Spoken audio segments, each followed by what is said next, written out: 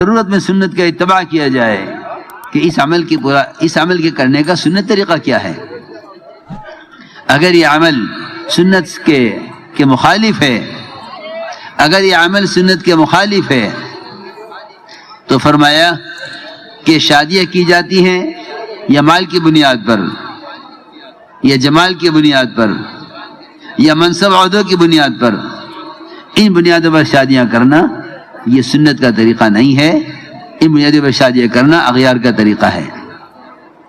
فرمایا فاظفر بذات الدین، کہ شادی کرو دین کے لیے۔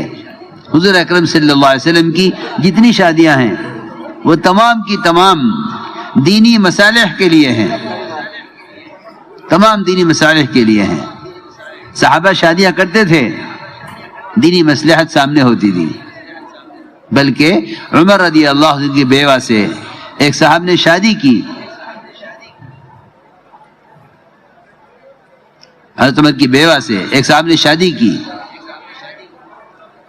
اور یہ کہا کہ میرے ان سے شادی کرنے کی اصل وجہ یہ ہے کہ یہ میرے گھر میں آ کر یہ بتلائیں کہ حضرت عمر رضی اللہ تعالیٰ عنہ کے رات کے تہجد میں رونے کی اور رات کے قیام کی کیا کیفیت ہوا کرتی تھی، ان کی گھر کی عبادت کا کیا طریقہ تھا، اور ان کے رات کے قیام اور تہجد میں کیا کیفیت ہوتی تھی۔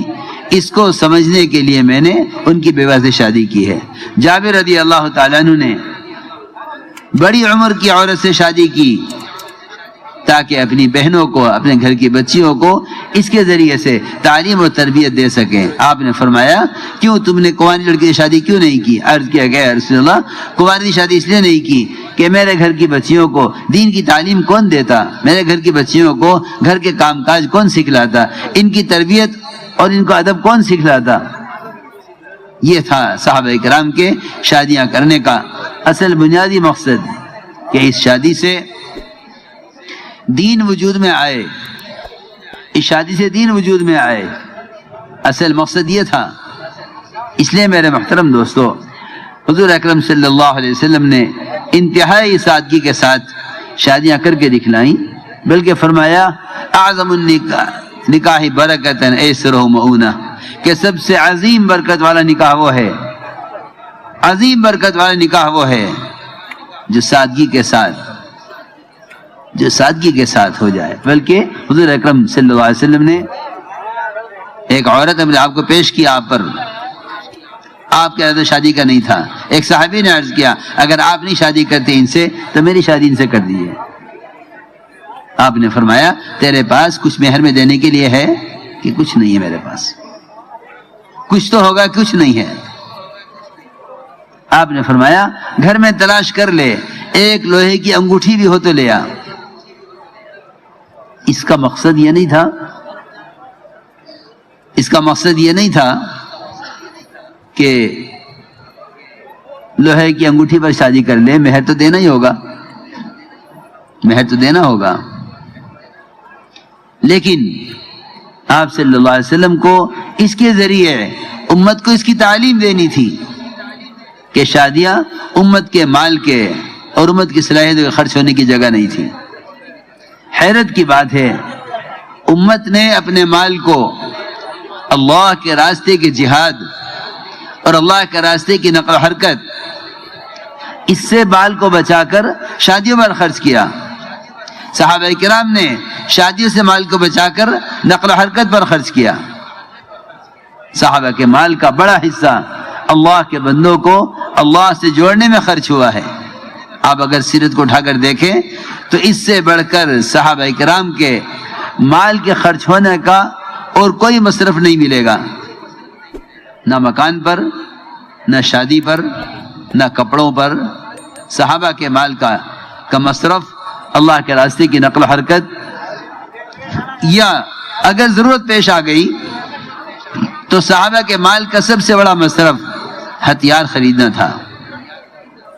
ہتھیار خریدنے پر اور نقل و حرکت پر صحابہ کا سب سے زیادہ مال خرچ ہوا ہے، سب سے زیادہ مال خرچ ہوا ہے، سب سے زیادہ مال صحابہ کا اس پر خرچ ہوا۔ آپ دیکھیں سیرت اٹھا کر، لیکن ہمیں کہیں نہیں ملتا کہ شادی کو مال کا مصرف کہیں سوچا بھی گیا ہو۔ ایسی سادگی سے شادیاں ہوا کرتی تھیں. ابو ذر غفاری رضی اللہ تعالیٰ عنہ ایک گھر کے آگے سے گزر رہے تھے. یہ ابو موسیٰ اشعری تھے. دیکھا لوگ بیٹھے ہوئے ہیں, چادر بچھی ہوئی ہے, تسبیح پڑھ رہے ہیں, جا کے بیٹھ گئے. خیال یہ ہوا کہ شاید گھر میں کسی کی موت ہو گئی ہے کہ لوگ بیٹھے ہوئے ہیں, کوئی سال ثواب میں ذکر کر رہا ہوگا. خاموش لوگ بیٹھے ہوئے, یہ بھی آ کر بیٹھ گئے. لوگ خاموش بیٹھے ہوئے تھے. انہوں نے پوچھا کہ کیوں یہاں لوگ جمع ہیں, کس کا انتقال ہو گیا ہے؟ کہ نہیں, یہاں انتقال کسی کا نہیں ہوا, بلکہ ہمارے یہاں شادی ہے, ولیمہ ہے, مہمان آئے ہوئے ہیں, شادی ہو رہی ہے. جس مجمع کو دیکھ کر, جس ماحول کو دیکھ کر گزرنے والا یہ سمجھے کہ ان کے گھر میں کوئی حادثہ ہو گیا, لوگ تعزیت کے لیے آئے ہوئے ہیں, کوئی ذکر میں ہے, کوئی تلاوت میں ہے, کوئی خاموش بیٹھا ہے. جس منظر کو دیکھ کر لوگ یہ سمجھے کہ ان کے گھر میں کوئی حادثہ ہو گیا, وہاں حادثہ کوئی نہیں ہوا تھا, وہاں شادی ہو رہی تھی. اور ہم ان صحابہ کی شادیوں سے اتنا دور گئے کہ اس گلی کا کونا بتلا دے گا کہ اس محلے کے آخری گھر میں کسی کی شادی ہے, اس گلی کے کونے سے اندازہ ہو جائے گا, اس گلی کے کونے سے اندازہ ہو جائے گا کہ اس گلی کے آخری گھر میں شادی ہے. نہیں میرے دوستو, عزیزو, بزرگو, امت اتباع سنت کے بغیر چمک نہیں سکتی, اور امت اتباع سنت کے بغیر اسلام پیش کر نہیں سکتی. حضور اکرم صلی اللہ علیہ وسلم نے سفر میں شادی کر کے دکھلایا. آپ نے مقام شریف میں شادی کی, سفر میں, حضرت میمونہ رضی اللہ تعالیٰ عنہ سے سفر میں شادی کر کے دکھلایا کہ اتنا آسان کام ہے کہ یہ سفر میں, راستے میں چلتے ہوئے بھی شادی ہو سکتی ہے. سفر میں شادی کر کے دکھلائی کہ دیکھو یہ شادی کا طریقہ ہے. حالانکہ مسافر کے پاس کیا ہوتا ہے, اس کا توشہ اپنے وقت ضرورت ہوتا ہے, لیکن حضور اکرم صلی اللہ علیہ وسلم نے سفر میں شادی کر کے دکھلائی کہ شادی کرنا کتنا آسان ہے. اس لیے صحابہ کرام کے اور محمد صلی اللہ علیہ وسلم کی, آپ کی شادیوں کے قصے سنو.